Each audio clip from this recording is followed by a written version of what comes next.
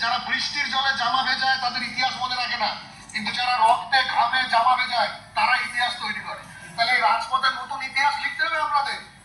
পশ্চিমবঙ্গ কেন ভারতবর্ষের মধ্যে এরকম নজিরগত আছে কিনা আমি জানি না, যে 1,26,000 শিক্ষক শিক্ষিকা শিক্ষাকর্মীর চাকরি চলে গেছে। তাহলে সেই লড়াই আন্দোলনের ঝাঁজটা কোথায়? সব পথে বসে মোবাইল দেখলে বা চোখের জল ফেললে হবে না। কালকে আজকে আনন্দবাজারে একটা ছবি বেরিয়েছে, একজন শিক্ষিকা তার বাচ্চাকে রাস্তায় বসে পড়াচ্ছে। কতটা বেদনার, কতটা মর্মদায়ক এই ঘটনা। এইরকম জায়গায় আমাদের সবাইকে নিয়ে যেতে হবে। রক্ত ঠান্ডা করলে হবে না। এই পথ যতটা উত্তপ্ত হয়েছে, নিজের রক্তকে, নিজের মনকে, নিজের দৃঢ়তাকে সেই জায়গায় গরম করতে হবে, যাতে আগামী দিনে সবাই বুঝতে পারে, বিশেষ করে পশ্চিমবঙ্গ শিক্ষা দপ্তর, যে আমরা যাদের প্রতি অবিচার করেছি তাদের প্রতি এই পাপ বোধ যেন তাদের তৈরি হয়।